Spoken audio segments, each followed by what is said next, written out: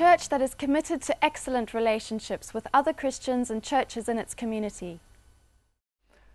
When a church is going well and getting on with the mission that God's called the church to do, and excited about following Him and seeing fruit, it can be easy to neglect the cultivating of other relationships with other churches just because of being caught up in what God's called the church to do. Do you think it's important for churches to cultivate relationships with other churches? I think it's very important, first of all, theologically, to not have an exclusive attitude to yourself, but to really respect God's people. I think that's a sort of fundamental undergirding principle, that we respect the body of Christ, that we honour His children, love His children, and do everything in our power to relate well, to be respectful, not in terms of sheep stealing and that sort of thing, people changing from one place to another. I think that has to be worked out in practice, that we honour those sort of relationships. I think the point you're making about being engaged in a mission, aware of the calling, getting on with things, I think that's going to be people's priority. Understandably, if you've got any kind of purpose, if you're led by elders who feel, hey, this is what God's put before us, you're not just sitting around, you're pretty focused.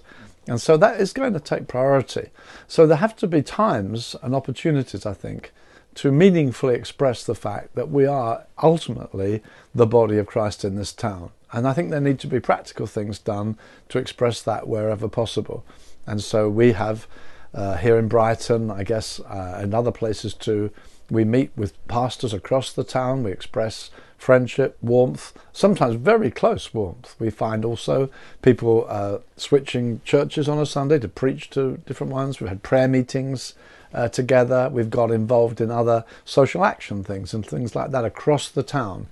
I think that that's very desirable, and I think you have to work at it because you're focused. If you don't work at it, it tends to easily drift away, because where your motivation lies is what you've been given to do. But I think it's something you need to work at.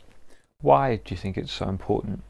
Well, the genuine reality that we are not uniquely God's children, and our particular vision is not the biggest thing you can say. The biggest thing we can say is, this is the church of the living God in the town. And so we want to genuinely acknowledge that. I think to try and push that too far is not helpful. And so I have met people over the years who sometimes said, right, all the pastors of the various churches across the town are effectively the elders of the city. Now you could push that, and you could say, well, that's got some biblical backing to it, if you like. But the reality is we tend to do things differently. And so there might be some evangelical Anglicans in town. There may be, similarly with Baptists, there might be right across the board, people who love the gospel, love the Lord, but actually they do it differently. And so to try and say we're all one church, and people have tried to force that and say that we're one church under one head, no, that's just not realism, I would say. The reality is, yes, Jesus is our head. We also are joined together with local elders, and we're members of a particular flock whose elders are responsible under God for that group. And so it's unreal, I think, to try and push it too far and say, well, let's just build one big church.